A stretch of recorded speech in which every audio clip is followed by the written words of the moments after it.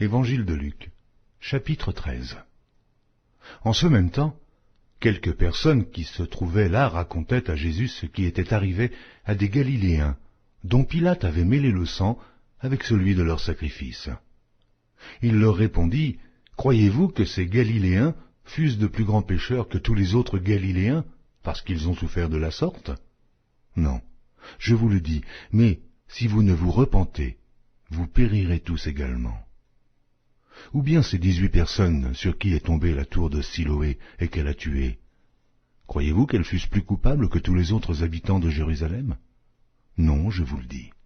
Mais si vous ne vous repentez, vous périrez tous également. » Il dit aussi cette parabole. Un homme avait un figuier planté dans sa vigne. Il vint pour y chercher du fruit, et il n'en trouva point. Alors il dit au vigneron, « Voilà 3 ans que je viens chercher du fruit à ce figuier, et je n'en trouve point. Coupe-le. Pourquoi occupe-t-il la terre inutilement ?» Le vigneron lui répondit, « Seigneur, laisse-le encore cette année. Je creuserai tout autour et j'y mettrai du fumier. Peut-être à l'avenir donnera-t-il du fruit, sinon tu le couperas. » Jésus enseignait dans une des synagogues le jour du Shabbat. Et voici, il y avait là une femme possédée d'un esprit qui la rendait infirme depuis 18 ans. Elle était courbée et ne pouvait pas du tout se redresser. Lorsqu'il la vit, Jésus lui adressa la parole et lui dit, « Femme, tu es délivrée de ton infirmité. » Et il lui imposa les mains. À l'instant, elle se redressa et glorifia Dieu. Mais le chef de la synagogue, indigné de ce que Jésus avait opéré cette guérison un jour de Shabbat, dit à la foule, « Il y a 6 jours pour travailler. Venez donc vous faire guérir ces jours-là, et non pas le jour du Shabbat. » Hypocrite, lui répondit le Seigneur, est-ce que chacun de vous, le jour du Shabbat, ne détache pas de la crèche son bœuf ou son âne pour le mener boire? Et cette femme, qui est une fille d'Abraham, et que Satan tenait liée depuis 18 ans, ne fallit-il pas la délivrer de cette chaîne le jour du Shabbat? Tandis qu'il parlait ainsi, tous ses adversaires étaient confus, et la foule se réjouissait de toutes les choses glorieuses qu'il faisait. Il dit encore, « À quoi le royaume de Dieu est-il semblable? Et à quoi le comparerai-je? Il est semblable à un grain de sénévé qu'un homme a pris et jeté dans son jardin. Il pousse, devient un arbre, et les oiseaux du ciel habitent dans ses branches. » Il dit encore, « À quoi comparerai-je le royaume de Dieu? Il est semblable à du levain qu'une femme a pris et mis dans 3 mesures de farine pour faire lever toute la pâte. » Jésus traversait les villes et les villages, enseignant et faisant route vers Jérusalem. Quelqu'un lui dit, « Seigneur, n'y a-t-il que peu de gens qui soient sauvés ?»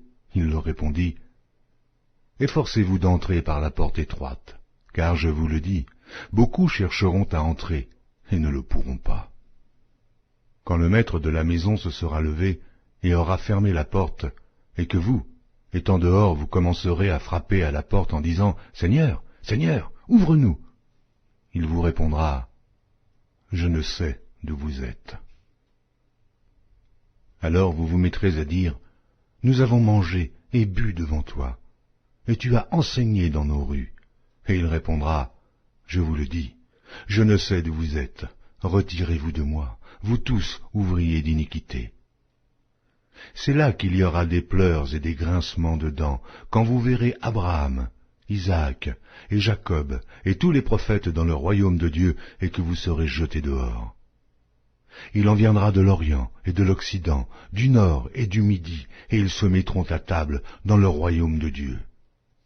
Et voici, il y en a des derniers qui seront les premiers, et des premiers qui seront les derniers. » Ce même jour, quelques pharisiens lui dirent, « Va-t'en, pars d'ici, car Hérode veut te tuer. » Il leur répondit, « Allez, et dites à ce renard, voici, je chasse les démons, et je fais des guérisons aujourd'hui et demain, et le 3e jour, j'aurai fini. Mais il faut que je marche aujourd'hui, demain et le jour suivant, car il ne convient pas qu'un prophète périsse hors de Jérusalem. Jérusalem, Jérusalem, qui tue les prophètes et qui lapide ceux qui te sont envoyés. Combien de fois ai-je voulu rassembler tes enfants, comme une poule rassemble sa couvée sous ses ailes, et vous ne l'avez pas voulu. Voici, votre maison vous sera laissée, mais je vous le dis, vous ne me verrez plus, jusqu'à ce que vous disiez, béni soit celui qui vient au nom du Seigneur.